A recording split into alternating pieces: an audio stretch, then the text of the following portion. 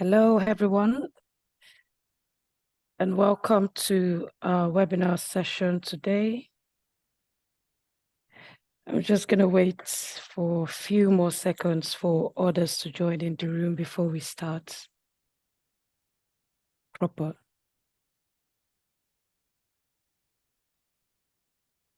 Thank you all for joining the call today.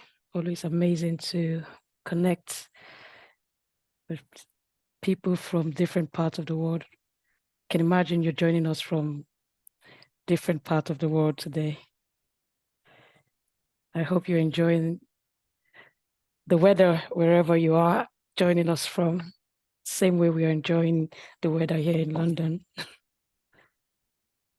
Okay, I think that's enough persons in the room. We'll just start and have others join us later on. Thank you all for joining us again. The webinar today is part of ATTA's ongoing efforts in promoting sustainable travel in Africa through our ATTA for Action initiative. And so this webinar has been put together to support certification schemes operating in Africa to remain compliant to the recent EU legislations, and also to help you better understand its impact to your business. And so we thought, what better way than being proactive in educating the supply chain? So you can expect today's session to be highly informative and very much useful at the end. In this session, we'll be covering an introduction to the EU's Green Claims Directive, Consumer Empowerment Directive, and Unfair Commercial Practice Directive. We'll be looking at the main requirements, the scope, and timeline. Also, a summary of the recent greenwashing cases in the travel sector and an overview of compliance procedure and practical tips.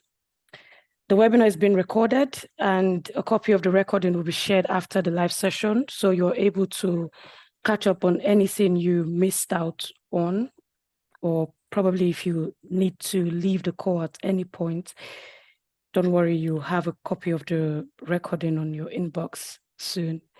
Also, at the end of the session, we'll have some time for Q&A. So if you have any question for the presenter, just pop that into the Q&A box at the bottom of your screen, and we'll have some time to review the questions after the presentation. Today, we have on the call Melissa Foley and Baptiste. Melissa is ATTA's Cautious Travel Advisor and the co-creator of the ATTA for Action initiative.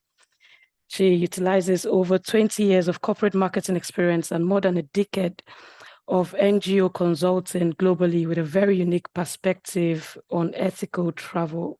Our host today brings together expertise from all corners of the apparel and footwear ecosystem. During his years at Decathlon, I hope I pronounced that correctly, I think it's Decathlon, actually. He established and led Decathlon's first global sustainability department. He subsequently joined the Sustainable Apparel Coalition, launching their European office and leading their transparency and policy activities. In 2019, together with Bente Bois, he launched 2B Policy, a consulting firm at the intersection of sustainability and policy. He also works on the family organic and agroforestry wine estate in southern France. Please join me as I may welcome Melissa and Baptiste Carriere Pradal to the virtual floor.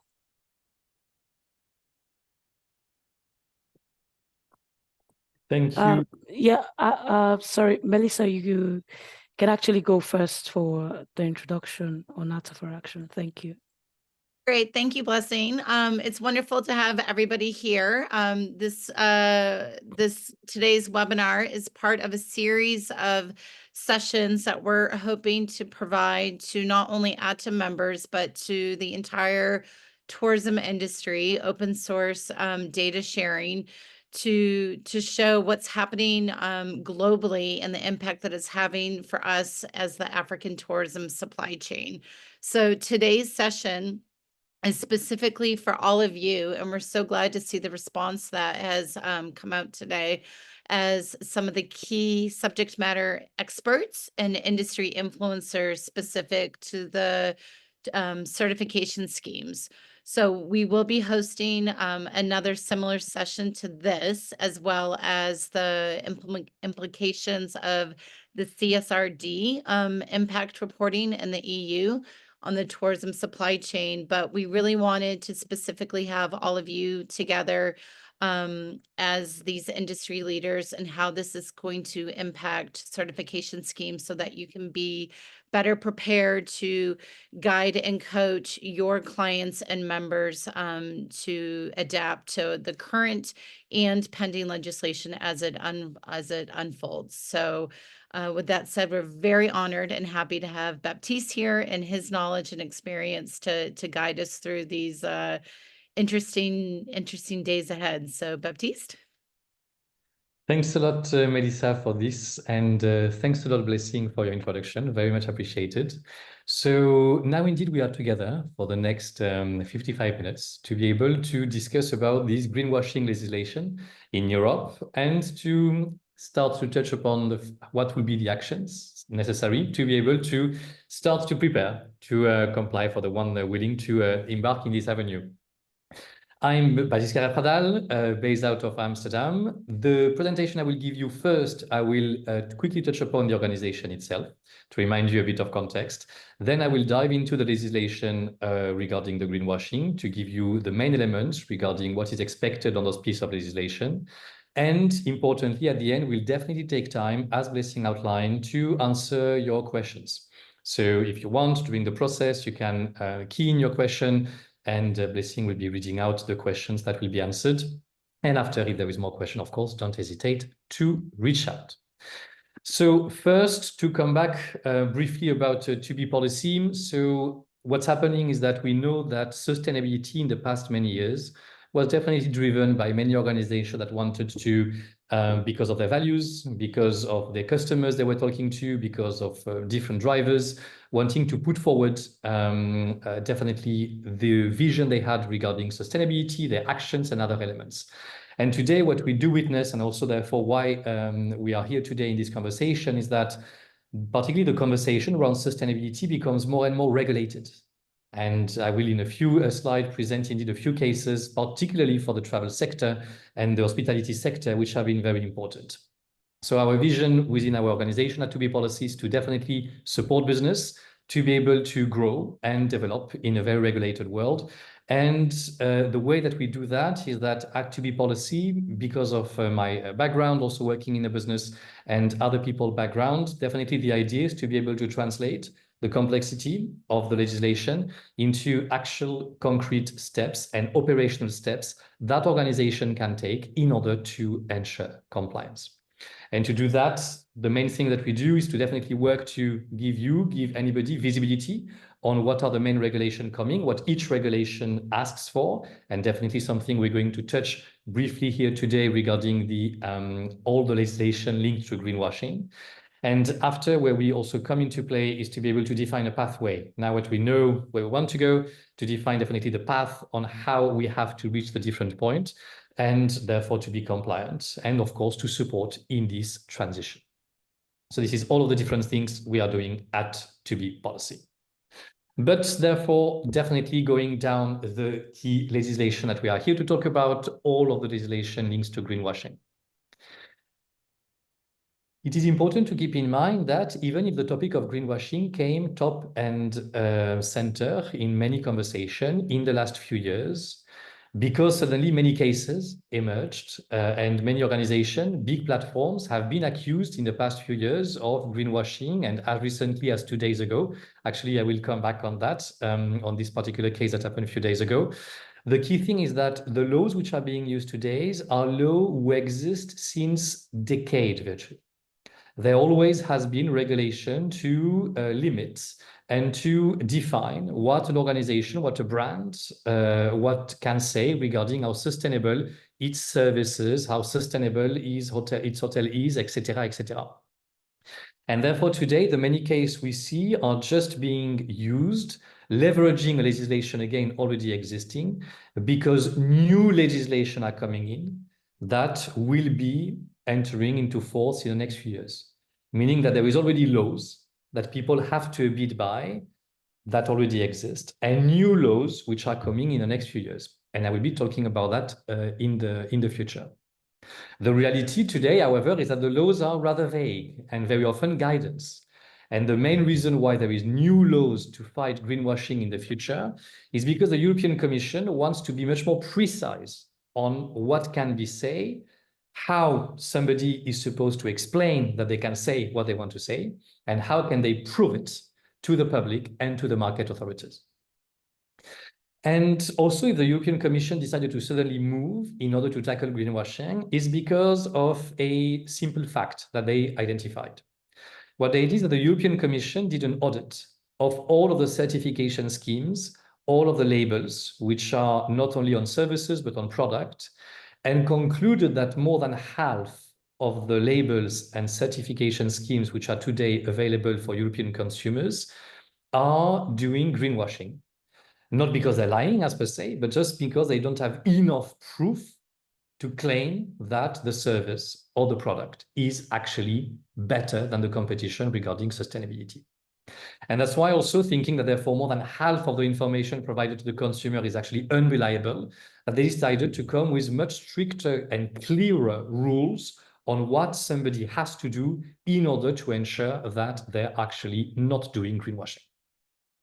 So that's a bit the pathway. So today there is regulation in place, which are already implemented and which are already used. And I will quickly go through the examples which I'm showing here. And there is upcoming regulations that I will be presenting in the next few slides that tell you exactly what you cannot say or what you need to have to say certain things moving in the next few years. But first also about why is it important to be able to have in mind and what are the different cases that already happen.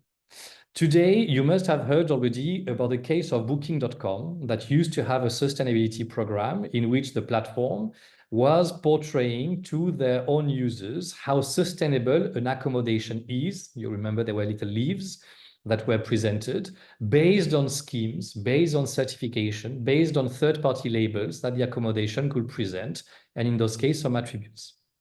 In this case, the market authority in the Netherlands therefore decided that, and according to their own investigation, confirmed that for them, the program of Booking.com was not sufficient enough and was associated with greenwashing.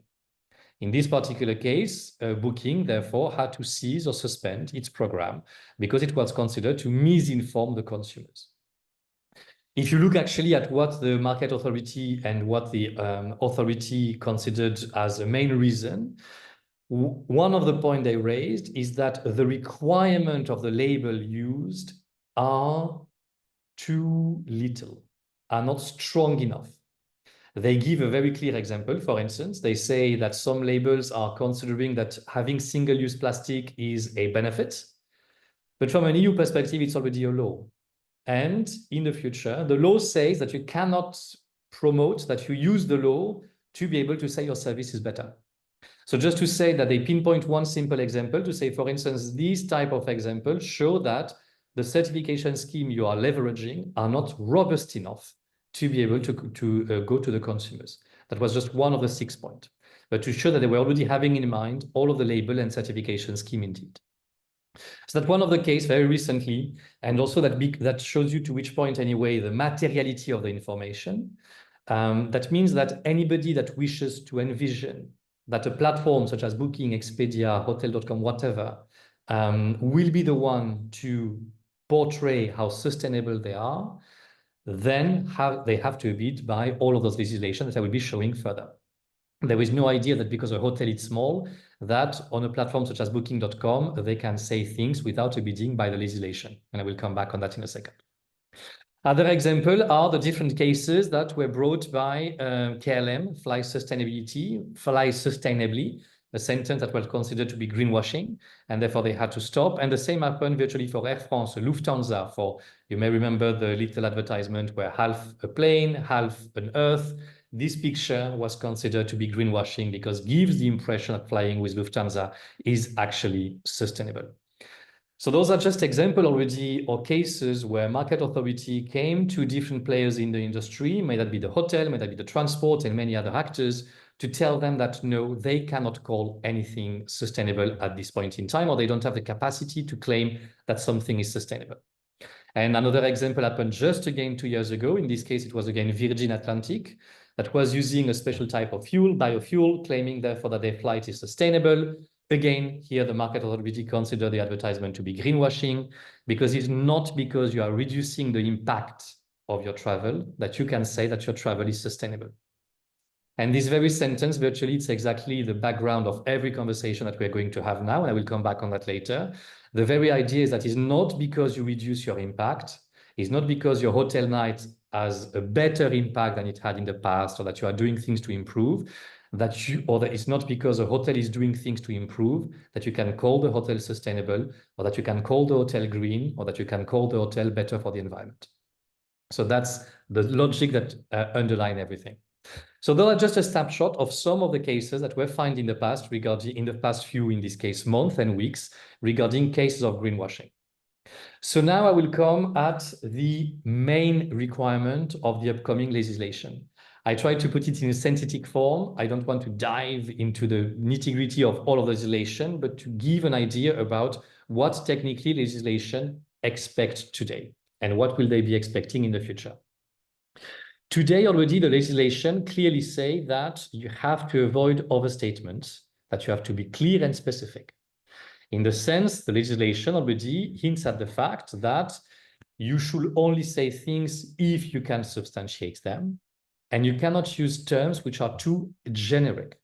That if you use terms such as responsible, green, sustainable, or anything of the sort, then according to current legislation, you could be accused of greenwashing. And this is a case that we have just, for instance, discussed that happened in the last few weeks. However, the legislation will change and will be much more straightforward.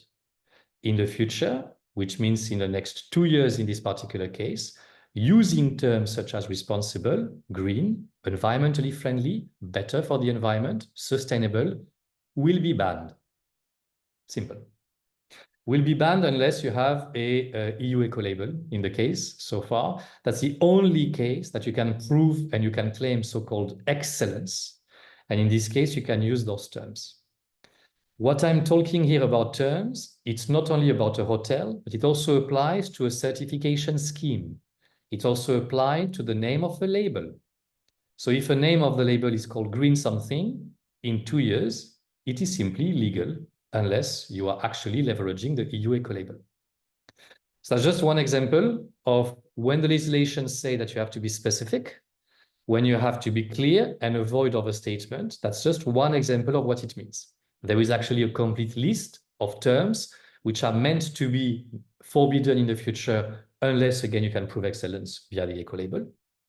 There is a broader list of names and terms and adjectives which are meant to be forbidden, but the clear idea here is that whatever you will be claiming in the future has to be very clear in the aspect of what you want to say to the consumers. So again, if I come back on the idea of, just to give an example again and to piggyback on what I just mentioned earlier, when Virgin Atlantic was accused of greenwashing because they say that their flight was sustainable, they could prove that their flight was reducing by 70%, which is used, the carbon footprint, because they were using biofuel. But yet, if you still use if you just reduce by 70%, it still means there is still a carbon footprint, and hence you cannot use the term sustainable. So to show again the logic. So this time of terminologies, it's very important to have that in mind, because now if I do a step back, the Commission says that 50% of the certification schemes and the labels are today considered doing greenwashing. I think 50% is under-evaluated. Looking at the content of the regulation, it's very likely that actually in many cases, just because of the type of requirement that are in many of the programs today and the type of schemes that are being provided, and looking at the content of the current legislation in draft, actually a lot of schemes may be in a position to have indeed a certain gap regarding the upcoming regulation. And I will come back to that in a sentence. But again, clear element here is to avoid overstatement, is that everything that is claimed by an accommodation, by an hotel, by anything has to be very clear, that the language again should be simple and straightforward and easy to understand. In the sense that another example which is taken, in this case, not necessarily, for instance, for your sector, but that was a case for the fashion sector. In the past, people will say, or a bag or whatever, or a piece of clothes is biodegradable.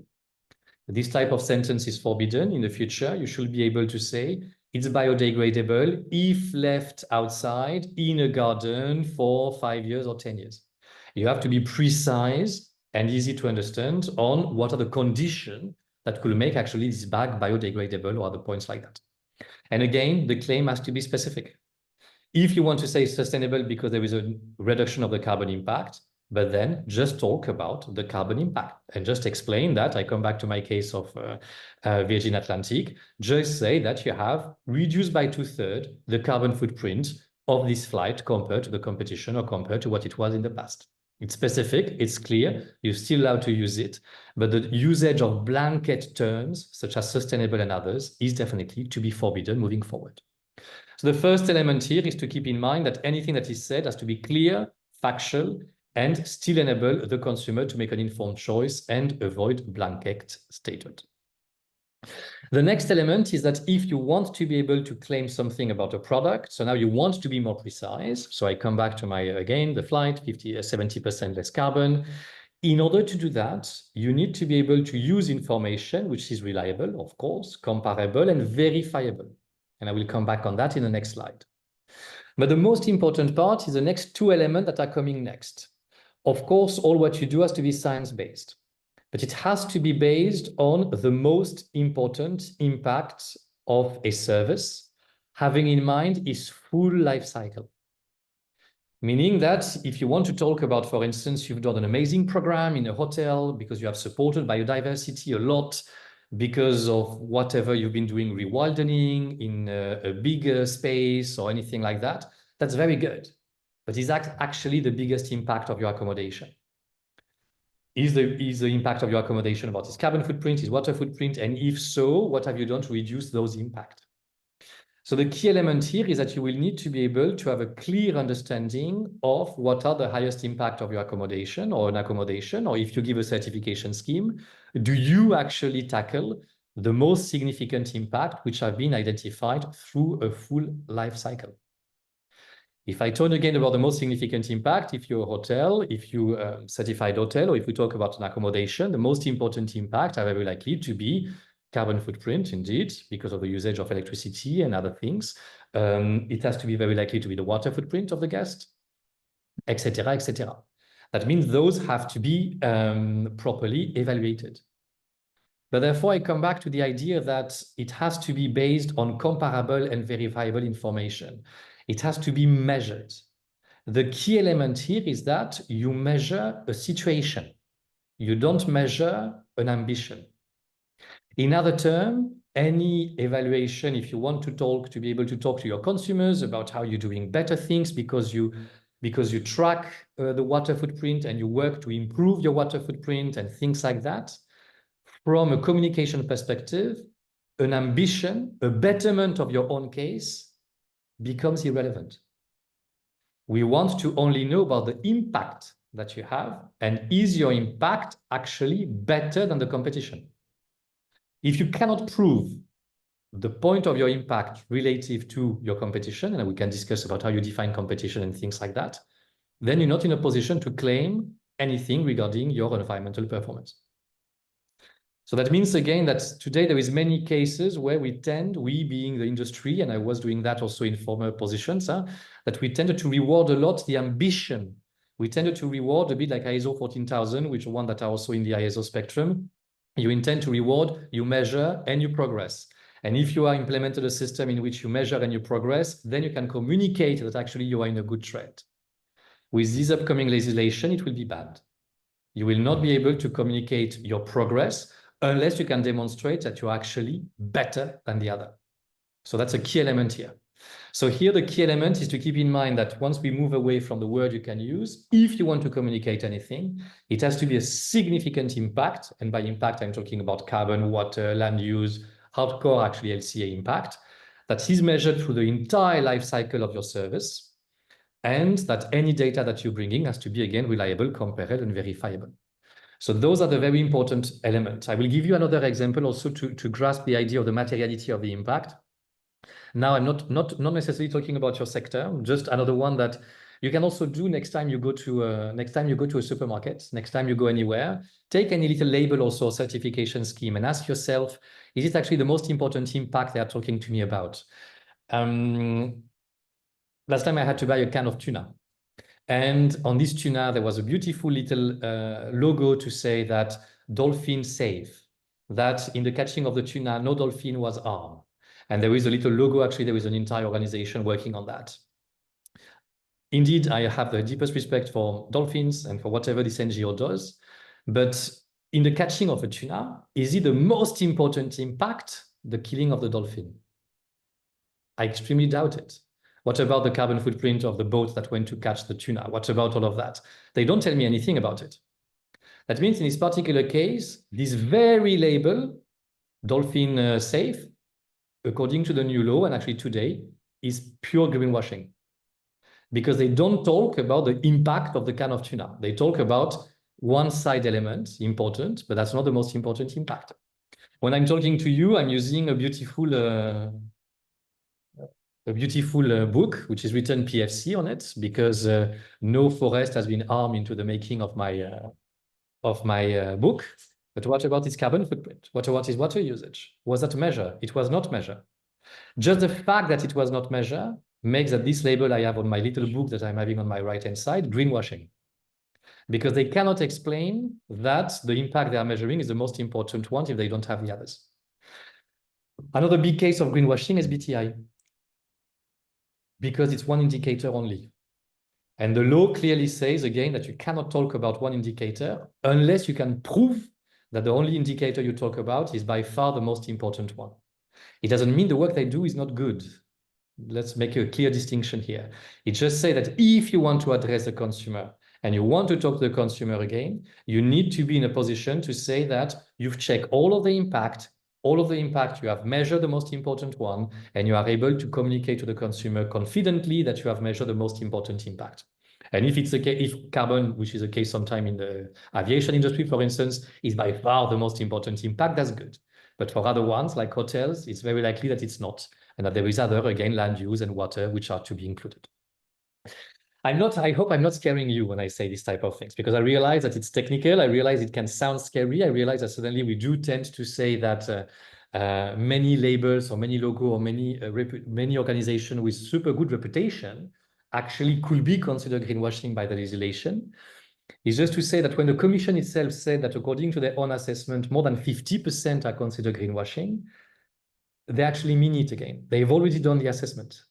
So it's very important for anybody who's using certification scheme or who has a certification scheme to understand in which category do I fall actually.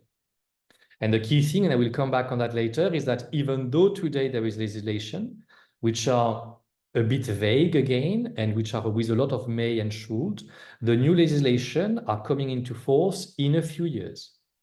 So people have time to adjust, have time to understand what's coming up, and have time to be able to implement the next changes. But again, coming back on it, the first one was to say that the general statement cannot be used moving forward. And the second slide here to tell you that whatever statement one wants to make, you have to be sure that the data you are using is actually the most impactful for the service you talk about. You have used every life cycle element, and that you can confidently say that, yes, you talk about the most material aspect of your lodge, your hotel, your resort, anything like that. Voilà. And again, don't hesitate. If you want more clarifying question, you can type your question. Blessing will be more than happy to have to convey them. And the idea is that also you don't leave completely frightened, thinking like, whoa, what's happening there? Let's wait and see. But that you can keep in mind that those legislation are coming up. The one that I'm talking to you about, for instance, that banned the usage of word sustainable, it's voted already. It's done. It's going to be implemented in 2027. So that means there is still a few years to be able to prepare, but it's finalized. The one that I'm showing you here that talks about the most significant impact, the life cycle impact, I don't want to bore you too much with the name of the regulation. It's called the Substantiating Green Claim Directive. It's not finalized yet. It's 99% final. There is few last stages. It's meant to be finalized in the next few months, but then it will be also entering into force by 2027, 2028. But we will know the final law in the next few months. But again, now it's just moving a little comma here and there. A quick point also that all what I'm telling you here is not only if you want to talk about a given an accommodation, a hotel night, if you want to say this particular hotel or our particular hotel is very good, but also if you want to talk about a brand, or if there is a chain and the chain wants, for instance, to communicate about I will be net zero in the future. There is also other piece of legislation which are part of the same files which are applying there that will require that if you want to talk about your future performance and your ambition, today you can go and claim that you will plan to be net zero in 2040. You can say that there is no regulation. In the future, if, for instance, you want to communicate that you will be net zero in 2040, you need to have a plan, resourced, financed, third-party verified, to be able to communicate your element. So again, if you do a step back, look at how many times you've read about a company, a program that they will be net zero, and do they have indeed a resourced plan, third-party verified? In very little cases. So there is also a lot of conversation happening now about many companies which are stepping down their requirement. It's also because they realize that they will not be able to simply substantiate the fact that they can claim they will be net zero in 2030, 2040, 2050. So there is already anticipation happening, but again, the idea is just to understand that in all honesty, nobody's going to hide. The gap will be there. There is a gap, but there is years to be able to implement. And then I'm going rather quick on this one, because that's actually one point of the legislation which is being debated the most. It's about the verification. The key idea will be that you will need to have a verification happening, of course, before claiming anything, by an independent third party, independent from the hotel, but also the label owner. So virtually, if you are an organization which is defining your own label, then you are not allowed to be able to,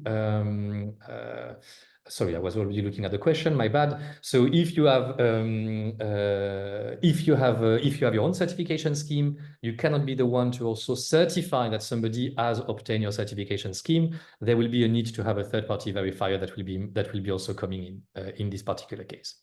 But however, this point of conversation now is the most debated because the Commission would like to a bit streamline it. It doesn't mean that there is less expectation. It just means that it will be more maybe your own risk. There will always be normally the concept, or it's called in legal term, ex ante, that you need to do the verification before you go public with a claim, before you go public with a statement. But there could be some little simplification happening on this particular case. The key element is that in the future, should somebody be found guilty of breaching those cases? So far, in all of the cases I demonstrated, the companies were asked to stop the communication.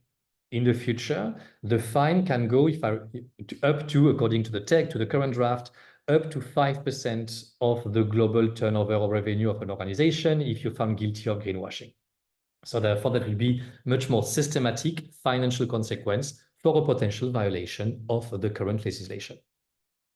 So again, taking a step back, we talk about here that first, the general terms will have to be banned, and just to be much more specific, that whatever you say has to be proper substantiation and actually tackle the most important and material impact that you want to talk about. And whatever you say and communicate, or that you want a hotel or a platform like Booking to be able to use, will need to have had a verification implemented before the communication comes. And this verification has to be independent from the one receiving the certification scheme or the label producer. So that's the main 3 pillars of the legislation that we talk about, which are the most material one that people have to have in mind. There is in the legislation sometimes some guidance which is being provided into how exactly do you define the most important impact, how do you make sure that your wording is correct, etc., which are also provided to sometimes also put you in the proper track so that you are in a position to be able to move forward. And therefore, what does that look like from any organization that would like to be able to move forward? The key elements to have in mind is that there is first a phase that different organization that wishes to be able to be part of this transparency journey that the hospitality industry would like to embark on. The first element is to properly do an analysis of the current situation, of the logo, of the name, of the requirements, of the communication material provided to the different users, and to benchmark those requirements according to the 3 key pieces of legislation, 2 which are final, 1 which is already communicated, which is called the Unfair Commercial Practice Directive, and it's particularly this guidance document, which is already communicated and updated from 2021, already valid today, and the basis of the claim against Booking.com, Virgin Atlantic, Lufthansa, etc. Then empowering consumer in the green transition, the one which is to ban the usage of terms such as sustainable, green, etc., which is to be entering into force in 2027. And then the future one, substantiating green claim, which is today provisional, that will be validated in the next few months, that already tells you how you're supposed to substantiate a claim. And out of that, normally an organization will do a compliance roadmap to be able to identify what needs to be changed in order to comply with the future. It's estimated that this first step, according to experience, lasts between 3 to 6 months to take time to properly understand the gap. And then after, different organization and label scheme enter into a second phase, like what we've done with Cradle to Cradle, that we're going to do with Green Key Global and a couple of others, which is to be able to enter into the implementation also for each topic, may that be the requirement of the label itself, may that be the verification protocol, the comms plan, the legal monitoring, the governance, because there is also provision on what will be the governance of a certification scheme, etc. All of that takes at least a good 1 year to 18 months to be able to implement and to do the change, especially if that means that not only you have to revise the requirements, but you have to re-audit all of the hotels according to the new requirement. There is an entire change management, because then to inform the hotels what's going to happen, what will be the change, the new requirements, etc., to be able to do a transition which is as smooth as possible. So ultimately, when I say the legislation will be coming into force in 2027 or 28, if you see what needs to happen in between, that means that there is not a lot of time to lose for organization to be able to smoothly some kind of prepare themselves to be able to comply with the upcoming legislation. But the key thing is that, again, the good message somehow is that there is still time, not time to lose, but time to act. And that with the proper steps implemented, organization will be in a good situation to be able to make the steps. There is one thing I should have been clear from the beginning, is that all what I'm talking about here is here to regulate business to consumer communication, B2C. It's only about when you talk to a consumer about how sustainable is your product, how sustainable is your brand, how sustainable is your practice, because you want to put yourself better than the competition, somehow, that you imply that you are better than the competition, that people will have to follow those legislation. Anything which is considered B2B and that stays B2B is meant to be, on the other hand, something which is exempt from this legislation. However, and to carry on my case, if you communicate something to Booking that then Booking uses to communicate to its consumer, you're not exempt of the legislation because you are doing B2B with Booking and then Booking does B2C. Booking will like to use it B2C, hence all what you will communicate to them for them to communicate to their consumers will have to abide by the legislation. And I would like already, and again, please shoot all of your questions. Thanks a lot for all of you for the question. And don't hesitate to share more question or remark. There was already a question that was communicated earlier, and I would like to already start by answering this question. There was a question about what about if we have a small hotel? What about if there is something like that? Are small maybe or micro company exempt of those legislation? Quick statement, a small company are not exempt. Micro company could be exempt in some cases, and I will come back on that. A micro company, according to the EU definition, is a company which has less than 10 people and less than 2 million revenue or 2 million on your balance sheet. But you need to have the two. So for instance, a hotel which has more than 10 staff is already considered no more micro hotel anymore. And then in this particular case, there will be just a little bit of light up of some of the elements of the verification. But keep in mind also that a micro hotel communicating on booking.com, from a legal perspective, it's booking communicating. It's not the micro hotel. So therefore, that's the key element. So that means that technically speaking, it's better safe to consider that 99% of the industry just simply fall under that. The exemption of micro company, we are not sure today. It's one of the few elements discussed and that remains to finalized. Will there be a micro company exemption? But again, those are very small. Voila. So therefore, I will stop here. We just have 20 minutes left as planned. So then in this case, I give the floor to Blessing that will be reading the question and pointing out the one to answer. Blessing, the floor is... Thank you so much, Baptiste. Thank you so much for that amazing presentation. Super packed, super informative. I'm sure everyone will agree with me. Okay, so there's a question from Azel. Does it mean that the names of many certification programs will have to change, e.g. ECHO Awards, Namibia? So far, that's exactly the read that we have, that many terminologies are today indeed too broad to be used.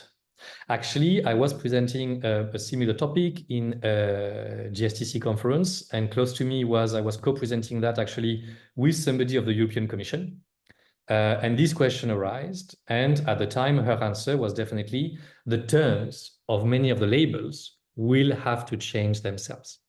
So that otherwise, indeed, you cannot use those terminologies unless, again, you can prove excellence with the eco-label. And I see there is a question on that later. But the key element is to say, indeed, that this could mean that very likely many names will have to change indeed. Great. A question from Matthew. Why is the eco-label considered better than others? From what I know, it's not that much different. That's a very good question, Mathieu. Technically, why is it considered better than the others? Simply because it's a European Commission who does the eco-label and who does the law. In short, sorry, this meeting is recorded, but therefore the logic is to say that who holds the pen on the direction, and that, let's say, the ambition of the Commission is to have the EU eco-label as being the benchmark for what actually is excellence. Important to keep in mind that the EU eco-label for your industry will be updated. And that also, so therefore the requirements that you see today are going to change. Again, also I was with a person in charge of that a few months ago, the envision to change in the next few years, kind of at the same time as the implementation and the entry into force of this piece of legislation, to be able to reflect more the philosophy. But they really want to position the eco-label as the way to define what excellence is. And in this particular case, the idea is that it's the European Commission that will define for the European consumer what excellence is.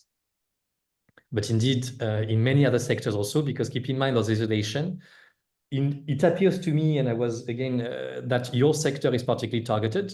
Again, the fact that not a lot of platforms like booking.com have been attacked. There is only two I have in mind, is the fashion sector and the tourism sector are the two ones which are attacked a lot on greenwashing lately. And the tourism sector, particularly the aviation, and then also the accommodation, or particularly the platforms, let's say. So they start by what is the most visible. In my view, it's a bit pedagogic, in the sense they want to have the big names to people to start to understand what's happening and to understand the change. That's why, again, to the first question on the name, if you look at many cases of greenwashing today, they strictly focus on the usage of the word sustainable. So also, I think there is here a work which is done to be able to educate. But again, voilà, so just to say that this is also a process in place. Blessing. Okay. So could you share whether there have been any developments regarding implications for MSMEs, e.g., whether reporting requirements will be less onerous or waived for businesses under certain thresholds? So again, the different issue of the threshold and the shoulder requirement of reporting be waived. Today, that's not so much the direction which is taken. We still wait to have exactly the final law in the next 2 months to know for micro enterprise. But again, if your information you communicate to the consumers using a platform, then there will be no exemption, because it's the platform's size that will decide what law the platform has to abide by. So that will be also an important element. That will be the same that somebody selling a product on Amazon, or you selling a night or whatever service to a big platform, then you will also have to abide by the legislation. So that's currently what's being discussed. Great. I think I just need to mention, if you have any question, just pop it into the Q&A box, because right now there's so many things coming onto the chat, and I'll most likely miss the questions. So we have a couple of questions from Lisa. It says, yes, determining the most important impact is extremely subjective and surely dependent on global context. I'm not sure. Is that a question? That's a very good question, actually. Okay. You know, that Lisa, I don't know who's Lisa Scriven, but those are I would not say those are the core question, but definitely that's spot on this question, Lisa. Alors now, unfortunately, that we just have 15 minutes. What I will say here may open a bit more complexity. But keep in mind that to answer your question, the European Commission has a tool. This tool, its nickname, that sounds a bit like Mission Impossible, it's called the PEF, Product Environmental Footprint. Your sector is the only sector where the European Commission has launched and is currently paying to answer exactly those questions using the so-called product environmental footprint approach and method. They've done a call for tender. I think it's the European, I forgot the name. It's a European Hotel Alliance, but it's not this one. It's one of the European hotel lobby, which is representing there. There is a couple of other hotels that work together with different consulting firms to define what are the most important impacts. Point 2, with competitor data to define what is the average night. So therefore, to define if you can say if you are better or not, there is work happening there. So let's say that this could be also a different conversation to explain how does PEF work, what's happening there, but there is some work there which is happening. It's not the absolute answer, because the law doesn't force you to use a method better than the other. But let's say that for your sector, it's very likely that the Commission will have, if you want to, already some answers. Bad news, the answer of the Commission will come after the law is already enforced. Otherwise, it would be too easy. Okay. The third question is also from Lisa. Okay. Does this not risk becoming a debate of language? So I stop saying that I'm eco or whatever, but then I just say I'm good or fair, etc. This then results in confusing. Okay. A very good question, Lisa. Confusing the market's communication even further, or silencing businesses entirely. Very good. So that's what we call the green hushing. Yeah. And actually, that's a phenomenon we see a lot today. Many people prefer to stop saying things instead of being accused of greenwashing. I know personally a few big corporations, particularly American, which are more risk adverse, which have stopped any communication or claiming anything sustainable on product. Let's say the European Commission officially says they prefer that than people to say things which are wrongly. But now, exactly on your word, the word fair is the same as sustainable. I think it's part of exactly this word, is part of the list of the words you cannot use. Good, again, they could say that it's the same. The idea is that instead of saying eco, you could say my night has a lower impact than the average night, or things like that. Or then the idea is that there should be a more precise element regarding that. The element of comparison should also be part of it. So that means also that there is a lot of change that will need to happen from marketing perspective and other element. But again, so the green hushing is an accepted risk by the European Commission. It's already expected that also in the next few years, some people may feel a bit shaky to go forward. At the same time, there will be mechanism into place to be able to anticipate. I know already people which are discussing preemptively with different authorities to say, what about if I do that? What about if I do that? Does that work? So this will be happening at the same time. But therefore that the key element is that at the end, I'm here quoting the Commission. Keep in mind, I'm not an employee of the Commission myself, so I'm just here to give the information regarding the Commission, what they think. In this particular case, indeed, they think that less will be said, but what will be said will be better than what it was in the past. Great. Question from Senge. Do you work with the Eco-Label certification for hotels and restaurants, etc.? Do you know if from 2027, the Eco-Label would be preferred over GSTC certifications? I am now working with GSTC certifications in Hungary, and the Eco-Label is not in use at all in tourism and hospitality. Yeah, well, there is few elements. So very good question also again here. What you witness in your industry, except in the detergent industry, in my knowledge, for things to clean the floor and stuff, no industry uses the EU Eco-Label. I think we talk about 200 hotels in Europe that have the EU Eco-Label or something like that. It's very, very limited. So that's true that the comment regarding the little use of the Eco-Label, again, it's very little use. And here again, the word Eco-Label is to really, when people want to communicate about strictly excellency. There is many things that can be said before reaching excellency. You can still say that you are better to the competition without claiming excellency. So there will be little rooms to discuss. Then the key element is to say regarding the GSTC, however, is that I think that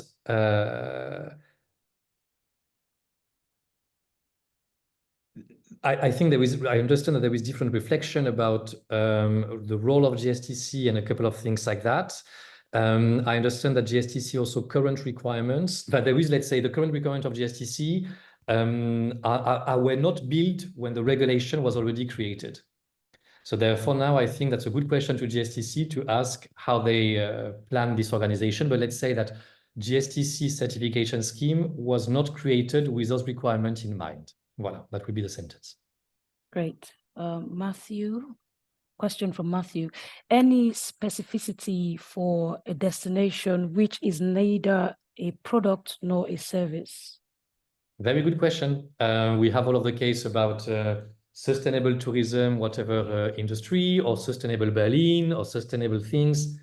Technically, it's the same thing. You try to promote, as long as what you promote is a service, or what you promote a product can take many forms. So if your product is a city, a conference hall, it's still a service.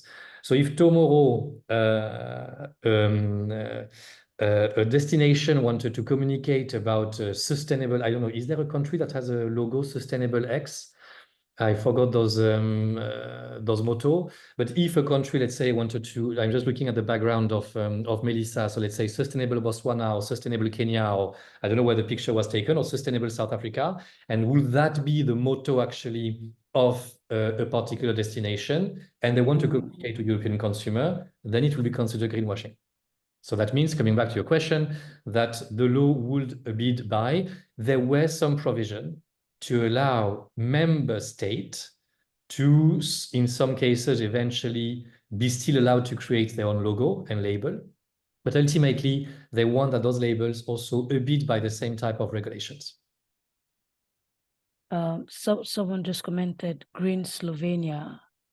Oh, but voilà. Yeah. Exactly. So even more. So that would be exactly the case that Green Slovenia, if they want to advocate and to market Green Slovenia, according to the current texts which are being prepared, that should be also a case of you try to show that Slovenia is green and the other one are not green.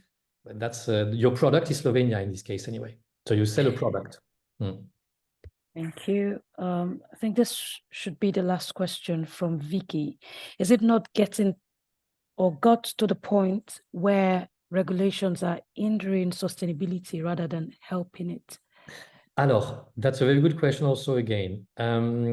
The key thing is to think that, okay, I will take a step back. What's happening at the same time, there is two movements which are happening in the same time.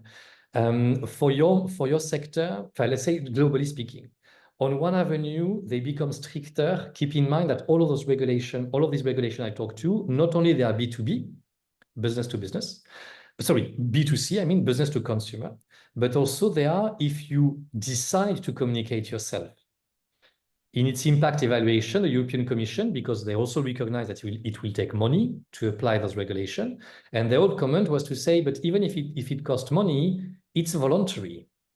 So we don't force anybody to do it, so kind of we don't care if it's expensive. That's more or less written like that in the so-called impact assessment. But the key thing is that then at the same time, there is a second element happening. The second element happening is that the Commission forces people to communicate about their impact. There is an entire big piece of regulation, not for your sector, which is more on the products, where virtually the European Commission ambitions in the next decade or so to force every product to have attached to it its environmental performance or carbon performance, etc., etc. So therefore, there is a double movement where there is more restriction put on what people decide to communicate. But at the same time, they want to be more demanding, forcing people to communicate, of course, according to their own standard rules, regulation, and things like that, on specific elements, again, carbon footprint, water footprint, or other points like that. They just started with the batteries. They started with a solar panel. They have now to all communicate about their carbon footprint, entering the EU market, etc., etc. And we know that there is also a lot of conversation, and I will not be surprised if in 5 or 10 years, if you want to communicate and to sell in Europe an accommodation, a night or whatever, that then you will have to disclose its carbon footprint, that you will have to disclose its things like that, because that's a general movement that we see happening for every sector. Your sector, again, is one of the sectors that people understand, that people are using. Nobody talks about the pen industry, nobody cares. But the tourism industry and the flying industry and the fashion industry, for this case, are all industries which are considered to be in the forefront. Your sector, you know, it's evaluated that it has 10% of the overall carbon footprint or things like that, if I remember well, 10 to 15.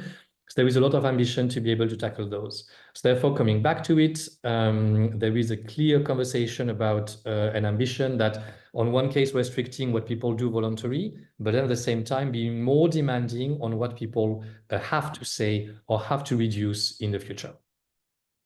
Great, thank you. Lastly, do you have links or resources to please send us list of words / names to use and not use?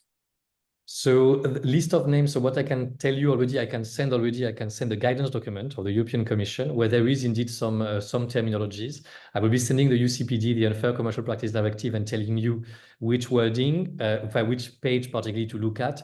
Careful that, again, it's European Commission documents. They're not created by marketing teams, so they can sometimes sound a bit or look a bit dry. But that's a text, so indeed, I will be very happy to send that and to be able to communicate, and also the slides together. I will maybe include that in one of the slides to have a link to the thing, so that after we can share that with all of you. Great. Thank you very much. Melissa, is there anything you'd like to add before I close the session?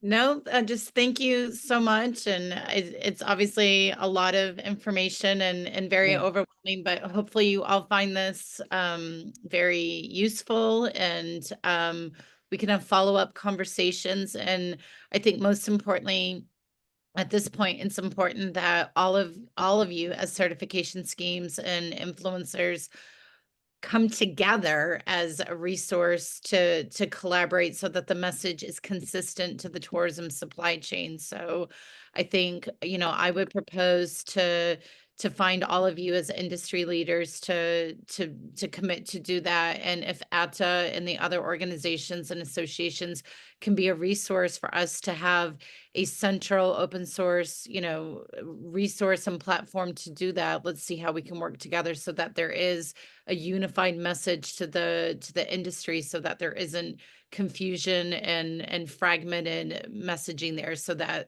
there can be proper engagement. Great. Thank you so much. Thank you everyone for joining us today. Like I mentioned earlier, a copy of the recording will be shared alongside the links and resource from Baptiste, I'm sure. And so just be on the lookout for ATTA emails. And as Melissa mentioned at the beginning of the webinar, there's going to be follow-up sessions to this one. And so we'll just keep striving to keep you updated as time progresses. Thank you all and have a lovely rest of the day. Thank you all. Thank you again, ATTA. Bye-bye. Cheers.